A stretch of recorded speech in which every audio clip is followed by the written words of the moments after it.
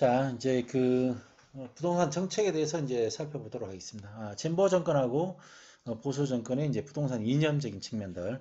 왜 부동산 정책이 진보 정권에는 이러한 정책이 나오고 보수 정권에는 이러한 정책이 나올 수밖에 없느냐 하는 부분들을 원리를 한번 살펴보도록 하는 시간입니다. 진보 정권 같은 경우는 최고의 가치관이 평등입니다. 그리고 이제 보수 같은 경우는 자유고, 당연히 모든 사람이 다 동일하게 잘 사는 것이 이제 진보의 가장 핵심적인 기본 가치이고, 보수라는 부분들은 이제 자유라는 부분들은 자유로운 시장 경제에서 서로 경쟁을 하면서 성장을 해야 된다라는 부분들을 가지고 있습니다. 그래서 당연히 이제 진보 정권이 평등이라는 부분들은 당연히 이제 분배를 잘 해야 되겠죠. 그래서 이분들이 내세우는 부분들은 뭐냐면 소득의 재분배입니다. 부동산의 재분배. 그러나 이제 보수 정권은 뭐냐면 자유시장 경쟁 체제에서 성장을 해야 된다는 부분들, 성장주의 위주의 경제관념을 가지고 있다. 이렇게 보시면 됩니다. 평등의 개념과 자유라는 개념, 이 부분들이 둘 다 자유가 좋다, 평등이 좋다, 자유가 평등이 우선한다, 자유가 우선, 이런 개념은 아닙니다.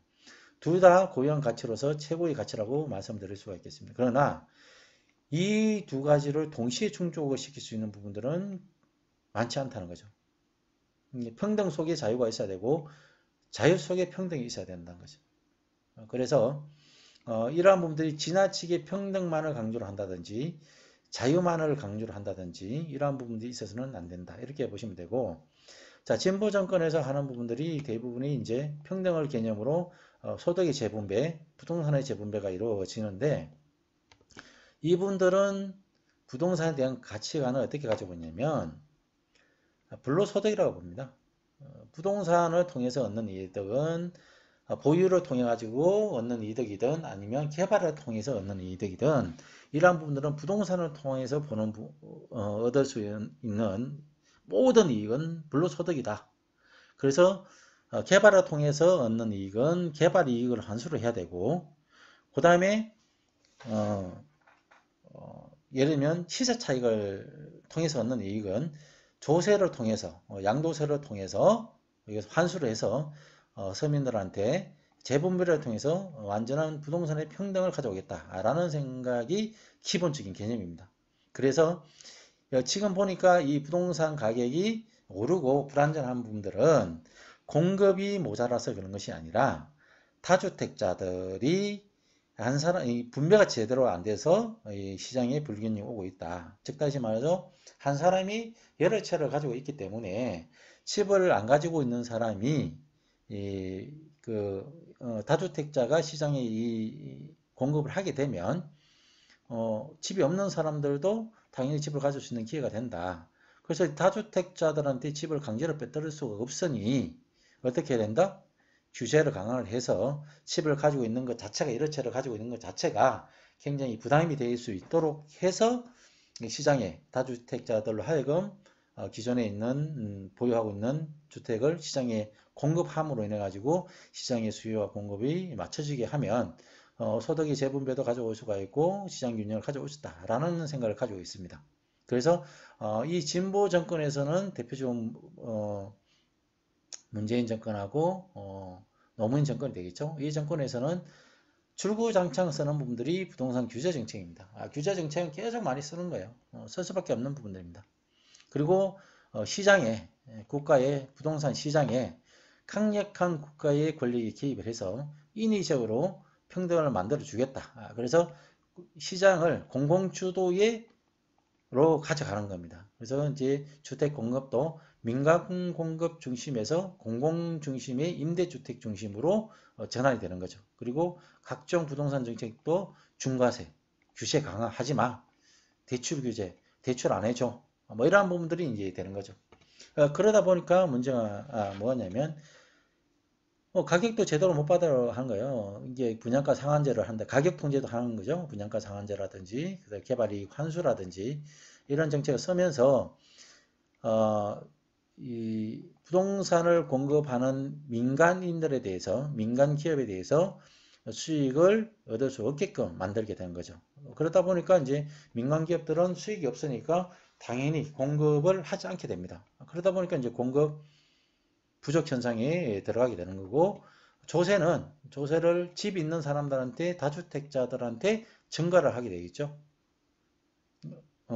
다주택자들한테 조세를 부과하니까 이 부동산을 보유하는 사람들은 자기들 손해를 안 보려고 하는 거죠. 그러니까 힘없는 세입자들이라든지 아니 부동산 가격을 올리는 부분이죠. 이게 가능한 부분들은 뭐냐면, 자, 1억짜리 집이 있습니다. 1억짜리 집이 있는데 기존에는 이제 500만 원의 세금을 냈다고 칩시다. 근데 이 세금을 1000만 원을 내라고 해. 그러면 이 사람들이 1억에 그냥 팔까요? 아니겠죠. 1000만 원이면 1200만 원의 가격을 올리게 됩니다. 수요가 있어서 그런 것이 아니라 이 부동산 정책에 따라서 이 다주택자들한테 주택 보유자들한테 국가에서 세금을 증가하는 만큼 이분이 시장에서 가격을 상승을 시키면서 매수자들한테 증가를 시키게 되는 거고, 또 대출 이자가 오르면 이 세입자들한테 대출 이자를 올리는 거예요. 그리고 여기에 예를 들어 가지고 이 조세 증가분만큼 그다음에 전세 가격도 상승을 시키는 거죠. 그래서 가장 결국에는 어떤 부담이 되면 그 부담은 가장 힘없는 사람한테 고스란히 힘없는 사람이 떠안을 수밖에 없다. 이렇게 되게 되는 거죠. 그래서 이제 공급이 이제 부족하게 되니까 당연히 가격은 실수요보다는 이 정책에 따른 부가분만큼 가격이 상승하고 시장이 이제 불균형이 오를 수밖에 없는 그런 현상입니다. 그리고 이제 가격이 상승하니까 심리적으로도 가격이 오를 수밖에 없는 거예요. 왜? 기대 효과가 있으니까. 그 주택 공급이라는 부분들은 단기간에 이루어질 수가 없습니다. 그러다 보니까 공급은 많이 안 돼 있고 공급이 부족하고 가격은 자꾸 올라가니까 시장에서 심리적으로 굉장히 투자 심리가 강화가 되는 거죠. 그러다 보면 가격은 끝없이 올라갈 수밖에 없는 거예요. 우리가 이제 부동산 시장에서 가장 예측하기 힘든 부분들이 이제 부동산 심리인데, 이 심리라는 부분들은 논리적이고 이성적으로 움직이지 않습니다. 그 시장의 상태에 따라 가지고 무작정 굉장히 혼란스럽게 심리가 형성이 됩니다.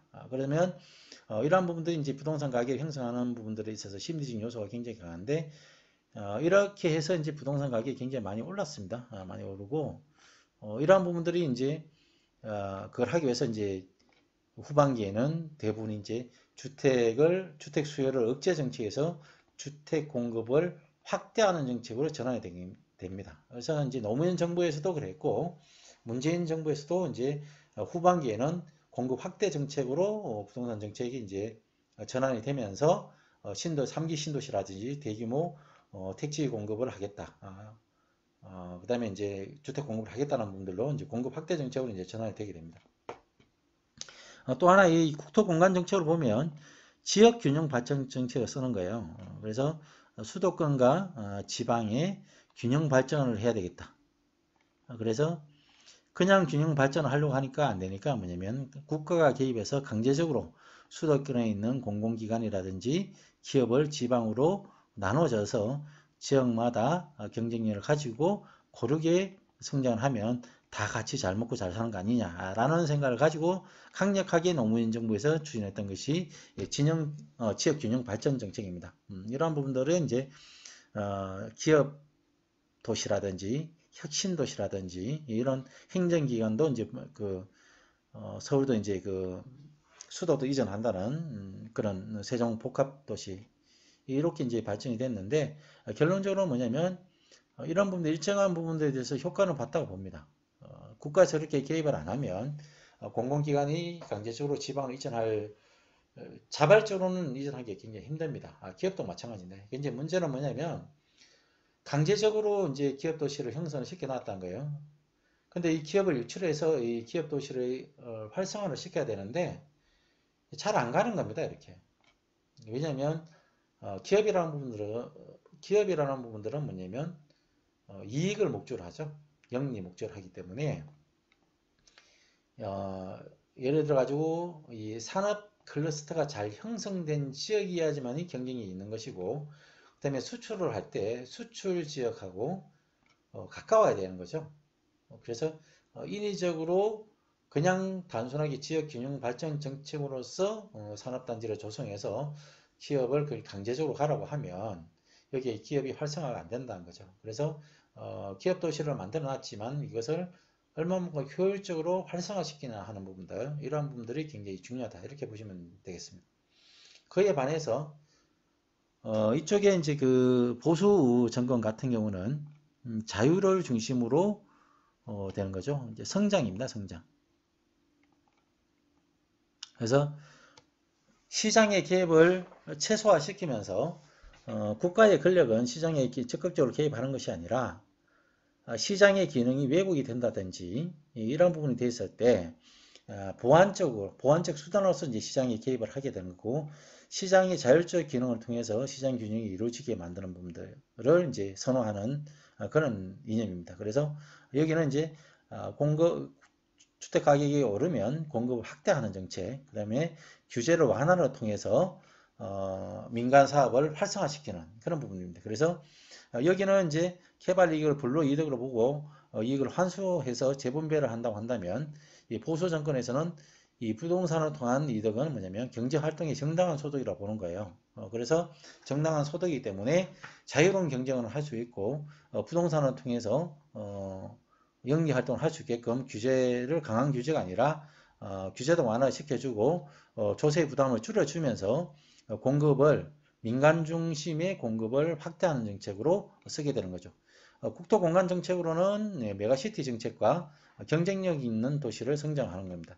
단순하게 균형 발전 정책으로서 지역에 배분해 주는 것은 의미가 없다. 왜냐하면 경쟁력 자체가 없기 때문에. 그래서 메가시티, 수도권이라든지 광역권을 중심으로 해서 인구 1000만 이상의 메가시티를 조성해서 국가 경쟁을 가져오겠다라는 부분들입니다. 그래서 똘똘한 지역을 키워서 성장을 시켜서 나중에 이 성장된 자본금을 가지고 분배를 하는 것이 중요하지, 지금 있는 사람들을 가지고 이것을 단순 배분 형태로 하는 부분들은 국가의 경쟁을 약화시킬 수 있다는 생각을 가지고 있습니다.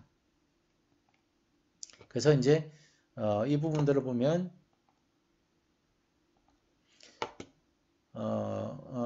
규제를 완화시킨다든지 민간 주도, 그다음에 이제 대표적인 조세 완화, 예를 들면 양도세라든지 뭐 취득세라든지 종합부동산세, 보유세, 이런 재산세, 이런 부분들을 완화를 시키면 인해 가지고 부동산의 그 매매라든지 이런 부분들을 활발하게 시장 기능을 이제 회복시키는, 그다음에 이제 대출도 규제를 완화를 해서 실제적인 대출 규제는 이제 필요하다고 봅니다. 왜냐하면 대출 규제는 오히려 서민들한테 굉장히 부정적 효과를 많이 미치죠. 돈 있는 사람들이 뭐 대출 안 해가지고 자기 현금이 있으니까 그걸로 사면 되지만, 돈이 없는 사람들은 서민들은 은행에 이자를 받아서라도 주택을 사야 되는데, 이 주택 규제를 그 대출 규제를 강화를 하니까 오히려 서민들은 집을 사기가 더 어렵게 되는 부분들, 그런 부분들이 되기 때문에 규제 완화가 이제 필요하다, 이렇게 보시면 됩니다. 그리고 이제 대규모의 이제 주택을 공급하는 그런 부분들. 그래서 이렇게 되면은 여기서는 주택 공급이 이제 안 되기 때문에 기대 심리가 지속적으로 이제 올라갈 수가 있어요. 올라갈 수가 있지만 이쪽은 공급이 확대가 되면 좀 가격이 안정적으로 될 수 있는 그런 요소가 됩니다. 왜냐하면 기존의 지금 현재 상태는 보시면은 팔지도 못하게 만들어 놓고 그 다음에 가지고 있는 거는 돈을 많이 내라고 해요. 그러면 이게 주택을 보유하고 있는 사람들은 버티기 작전으로 갑니다. 그리고 이제 민간 기업에서는 규제가 강화되면 수익이 개발 이익이 없기 때문에 공급을 확대가 안 돼요. 공급이 대규모로 확대가 된다고 한다면 버티는 사람들이 있을 수가 없는데, 공급이 자연적으로 공공주도의 임대주택 공급만으로는 주택 수요를 따라갈 수가 없기 때문에 결국에는 버티기 작전을 하게 되면 시장의 힘을 이길 수가 없게 됩니다. 가격은 계속 올라갈 수밖에 없다는 거죠. 하지만 여기에 이제 규제를 완화를 시켜주면 기존에 이제 팔려고 하는 사람들이 시장에서 다주택자들이 매물을 내놓게 되면서 자유롭게 시장 거래가 되고 그다음에 각종 규제를 완화시킴으로 해서 공급도 빠르게 확대를 시키고 민간 주도의 기업들이 공급에 뛰어들게 됨으로 인해 가지고 풍부한 공급을 할 수 있다는 기대 심리가 있기 때문에 주택 가격이 조금 안정될 수 있는 부분들입니다. 그래서 이쪽 부분들은 진보 정책의 부동산 정책은 국가가 직접 개입을 함으로 인해 가지고 시장 실패가 일어남으로 인해 가지고 심각하게 이제 시장이 왜곡되는 현상이 되는 것이고 보수 정권 같은 경우는 양극화가 심화가 될 수 있는 그런 문제점이 있습니다. 그래서 어느 하나라도 이게 100%다, 이게 100%다 이렇게 이야기할 수 없습니다. 그래서 무엇을 중점적으로 하느냐, 보수의 이념을 중점적으로 해서 진보의 평등적인 요소를 보완을 하느냐, 진보를 중심으로 해서 보수적인 경제관념을 보완을 하느냐, 경제정책, 부동산 정책 보완을 하느냐, 이러한 부분들은 이제 정권의 성향에 따라서 달라지기 때문에 시장도 그에 따라서 이제 달라지게 되는데 이 보수 정권이 지금 윤석열 정부가 들어오면 해가지고 보수의 정권을 중심으로 해서 시장이 어떻게 변화될 것인지에 관련된 부분들을 판단하고 투자 전략을 세우게 되면 굉장히 좋은 투자 방향을 설정할 수가 있습니다. 자, 그러면 이제 윤석열 정부의 부동산 정책을 간단하게 살펴보도록 하겠습니다. 윤석열 정부의 부동산 정책은 차후에 대선 공약집을 중심으로 해서 그 시장의 방향을 한 번 더 살펴보는 시간을 가지도록 하겠습니다. 우선 이제 공급 확대입니다. 기존에 이제 규제가 강화되어 있기 때문에 민간 기업이 이제 개발이익 환수라든지 여러 가지 규제 때문에 공급이 이제 위축이 많이 되었습니다. 많이 됐는데 이제 그 진보 정권 하반기에는 이제 공급 확대 정책을 많이 전환이 됐죠. 많이 전환이 됐는데 이제 보수 정권은 공급 확대 정책이니까 그래서 이제 공급을 확대를 한다고 한다면은 어디를 하겠냐? 도시 재생을 통해서 할 수밖에 없다. 첫 번째가 재건축 재개발. 그럼 재건축 재개발을 할 수 있는 부분들은 뭐냐? 기존에는 개발이익 환수라든지 그 인허가 부분에 이제 기준을 강화를 시켜놨습니다. 그래서 실질적으로 사업성이 굉장히 부족한 재개발 재건축 단지가 굉장히 많았다는 거죠. 허가 부분도 마찬가지고. 그런데 이게 이제 완화가 되면 인허가 부분들이라든지 그다음에 이제 완화가 되면 어디를 중심으로 이제 많이 활성화될 수 있겠냐? 특히 이제 지은 지 오래되는 이제 일기 신도시, 그다음에 그 수도권 같은 경우는 한강변 같은 경우는 높이 제한이 있었죠. 35층 이하의 높이 제한이 있었는데 이 높이 제한을 이제 폐지를 하면서 높게 올릴 수 있는 부분들 이런 부분이 되게 됩니다. 그리고 이제 용적률도 이제 상향을 하겠다라는 부분도 있는데 용적률 상향은 그렇게 된다 하더라도 그렇게 많이 될 수는 없다고 봅니다. 그 이유가 뭐냐면 용적률이 상향이 된다는 의미는 뭐냐면 기존의 도심의 재건축 재개발에 있어서는 도로를 새로 이제 확보를 해야 되는데 도로를 새로 확보할 수가 없겠죠. 기존의 도심이 형성되어 있으면 기반 시설 확보가 되어 있기 때문에 뭐 초등학교라든지 학교 그다음에 이제 여러 가지 이제 편의 시설 이러한 부분들이 용적률 주택만 공급을 많이 한다고 해서 되는 것이 아니라 이러한 기반 시설, 편의 시설도 같이 많아져야 되는데 이 공간을 확보할 수 있는 기간이 없죠. 그래서 용적률도 그렇게 많이 상향은 좀 된다 하더라도 파격적으로 뭐 따블이 된다든지 뭐 이런 부분들로는 기반 시설의 문제 때문에 용적률이 그렇게 확보는 안 된다고 이렇게 볼 수가 있겠습니다. 하지만 용적률 상향도 일정 부분 되면서 어디 재건축 재개발이 이제 활성화되면 대표적인 이제 일기 신도시라든지 아니면 한강변을 중심으로 수변축을 중심으로 해서 투자 가치가 굉장히 높아지게 된다. 이렇게 보시면 되겠습니다. 그리고 또 하나는 이제 뭐냐면 도시 재생입니다. 도시 재생 중에 하나가 이제 이 도시 재생이라는 부분들은 뭐냐면 이런 거죠. 기존에 이제 도심으로 이제 사람들이 모이게 되죠. 밖에 나갔던 부분들이 모이게 되고 기존에 있는 사람들도 이게 새로운 집, 좋은 집 이런 쪽으로 이제 주택 수요가 이제 증가가 되는데 그러면 인구가 집중이 되고 새로운 주택 공간이 필요하게 된다고 한다면 자주 이제 재건축 재개발 하게 되지만 두 번째는 뭐냐면 도시 유휴 공간들을 활용을 해서 지역 경제의 성장 거점으로 삼을 필요가 있다는 거죠.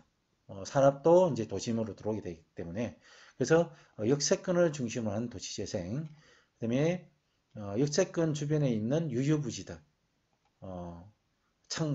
철도 기지창들, 대표적으로 이제 창동상계 지역 있죠. 창동상계.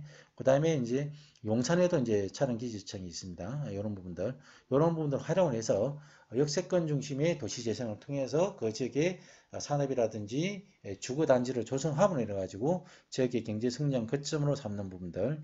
특히 이제 준공업 지역은 많이 여러분들이 주목을 해야 될 부분들입니다. 준공업 지역. 준공업 지역은 뭐냐면 과거에 이제 도시가 이렇게 되어 있습니다. 도시가 이렇게 되어 있으면 이렇게 이제 제조업 중심의 이제 준공업 지역이 이렇게 있었는데 도시가 확장이 되면서 도시의 중심부로 이렇게 들어온 것이죠. 그러면 이 준공업 지역을 단순하게 공업 지역으로만 활용을 한다고 한다면 활용성이 떨어지지만 이 준공업 지역은 주거 공간이라든지 업무 공간을 복합화를 개발할 수 있게끔 되어 있어요. 그래서 아주 굉장히 오래된 이 준공업 지역을 중심으로 해서 신산업인 첨단산업단지라든지 업무 공간이라든지 주거 공간의 복합화를 개발할 수 있는 지역이 이 준공업 지역입니다.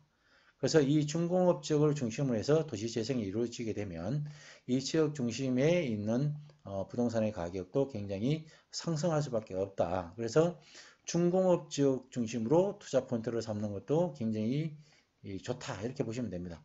대표적으로 이 준공업 지역이 어디냐면 성수동이 있겠죠. 성수동. 그 다음에 또 하나는 영등포에 많이 이제 되어 있습니다. 그리고 대림동. 여기 이제 양평동이 이제 대표적인 거죠. 이런 부분들이 되어 있는데 이 부분들은 이제 도시 재생이 본격화될 때 가장 우선적으로 이제 도시 재생을 해야 될 지역이 이 준공업 지역입니다. 그래서 이 준공업 지역을 중심으로 투자하는 것도 굉장히 좋다 이렇게 보시면 됩니다. 그 다음에 이제 미군 공유지 반환 구역입니다. 이 부분들은 뭐냐면 미군 공유지 같은 경우는 미군 부대 이제 미군 부대에 땅을 줬죠. 미군이 이제 주둔할 수 있게끔. 근데 이게 이제 평택으로 이전한다든지 아니면 미군이 철수함으로 인해 가지고 되돌려 받은 땅입니다. 근데 미군 공유지 같은 경우도 기존에 있을 때 이렇게 외곽 지역이 있었다고 한다면 도심이 이제 팽창되면서 도심 지역 내에 있는 이제 미군 공유지가 있습니다. 대표적으로 이제 용산이 있죠. 용산. 대구도 있고 이렇게 있습니다. 이러한 부분이 이제 미군이 이제 철수를 하게 되면 이 미군 공여지가 도심 지역 내에 있는 핵심적인 노란자 땅입니다. 그런데 이 부분들은 이제 기존에 이제 군사 지역이 되어 있죠. 군사 지역이니까 이 주변 지역이 개발이 안 되는 거예요. 규제 때문에. 그래서 이 지역 주민들이 굉장히 이 군사 지역 때문에 그동안에 재산적 피해를 많이 봤다는 거죠. 그래서 이 군사 지역이 이제 다른 지역으로 이전함으로 인해 가지고 핵심적인 노란자의 땅이 되어 있으면 이 지역은 대표적으로 이 지역 주민들의 이득이 돌아가는 대로 개발을 하게 됩니다. 대표적으로 이제 공원을 조성한다든지 아니면 여기에 이제 첨단 산업단지를 입지를 시킨다든지 첨단 산업단지를 입지를 시켜서 지역 주민들한테 일자리를 제공한다든지 그 다음에 문화공간을 제공을 한다든지 이런 부분들은 이제 개발이 되는데 이 미군 공여지가 있는 부분들은 주거 환경적 요소든 향후 산업단지가 들어왔을 때는 일자리든 이런 부분들이 풍부하기 때문에 충분하게 이제 투자 가치가 높게 올라갈 수 있는 지역입니다. 그래서 미군 공유지의 반환구역이 있는 지역, 이런 지역도 투자 포인트를 삼으면 되겠고 도시 재생의 가장 핵심적인 요소가 되는 지역이다. 이런 부분들이 됩니다. 그리고 이제 공급 확대를 위해서 이제 도시 재생을 하게 되는데 이제 재건축, 역세권, 유휴부지, 준공업지역, 미군 공여지 이런 부분들을 개발을 한다 하더라도 부지가 이제 부족하겠죠. 부족하니까 도심의 외곽을 감싸고 있는 이 개발 제한구역을 해제를 해서 개발 제한구역을 이제 개발하게 된 거죠. 그래서 이 개발 제한구역은 대표적으로 공공개발입니다. 사적 개발은 안 한다는 거죠. 간혹 가다가 이제 그린벨트가 해제를 돼서 고수위를 올릴 수 있는 공간도 필요하지만 그것보다는 원칙적으로는 그린벨트는 공공개발이 주 목적이기 때문에 그린벨트를 개인적으로 해제를 해서 개발적으로 해제를 해서 이 부분들은 이제 사익을 높여주는 역할은 거의 안 하려고 한다고 보시면 됩니다. 그리고 그린벨트도 이제 해제 총량제라는 게 있어가지고 무분별하게 해제한 것이 아니라 총량을 정해놓고 그 총량에 맞게끔 이제 개발 제한구역을 해제를 하기 때문에 개발 제한구역에 투자를 해서 단기간 내에 뭐 개발을 통했다 이런 부분들은 조금 투자 수익이 어렵습니다. 하지만 개발 제한구역도 이게 이제 장기간 이렇게 개발 제한구역으로 묶어둘 수는 없겠죠. 그래서 환경 보존의 필요성이 부족한 지역, 예를 들면 개발 제한구역이 지정이 됐다 하더라도 이쪽 지역은 이제 원래는 임야가 있었지만 이 정도로 이제 그 나무도 없고 그냥 황폐화된 곳 있죠. 황폐화된 곳. 그러니까 자연환경의 보존 필요성이 좀 부족한 부분들, 예를 들면 이게 뭐 텃밭이든 뭐 이런 형태로 사용이 되고 있다든지 이러한 부분들 아니면 이제 농지로 사용되고 있다든지 이러한 부분들은 향후에 대규모 이제 해제를 통해서 투자 수익을 가져올 수 있는 그런 요소가 될 수가 있는 지역도 볼 수가 있습니다. 그래서 그린벨트 투자는 다음 시간에 그린벨트 투자에 관련된 부분들에 대해서 좀 상세하게 설명을 드리도록 하겠습니다. 그 다음에 이제 대출 규제가 완화가 됩니다. 대출 규제가 완화가 되는데, 뭐 LTV라든지 이런 부분들을 이제 강화를 시키면서, 이제 서민들도 완화를 시키면서 LTV의 기준을 이제 뭐 80%, 뭐 90% 이렇게 얘기하고 있는데, 실제적으로 LTV의 기준은 너무 높게 하는 것도 바람직하지 않습니다. 그래서 이제 가격이 떨어졌을 때를 생각을 해야 되기 때문에 이런 규제도 이제 완화 정책으로 들어간 거고 재산세, 그다음에 종합부동산세, 그다음에 이제 양도소득세 이게 이제 좀 활성화 시키려고 하면 양도소득세를 우선적으로 빨리 손을 봐야 됩니다. 양도소득세를 빨리 손을 봐야 되는데 이 부분도 이제 아마 새 정부 들어오면서 이러한 부분들도 본격적으로 세제에 대한 손을 보지 않을까 이런 생각이 드는데 결국에는 문제는 뭐냐면 그 진보 정권이 지금 현재 문재인 정권의 그 국회의원 수가 많아요. 그래서 이 법이라는 부분들은 이제 개정을 해야 되기 때문에 이 현재 야당의 동의를 얻지 않고는 이러한 정책을 변화시키기는 쉽지는 않다. 그래서 시기가 좀 오래 갈 수 있다. 이런 부분들입니다. 그래서 윤석열 정부의 부동산 정책 대선 공약을 동향하는 부분들은 보다 더 세부적으로 한번 살펴보는 기회를 가지도록 하겠습니다. 오늘은 여기까지 하겠습니다. 예, 감사합니다.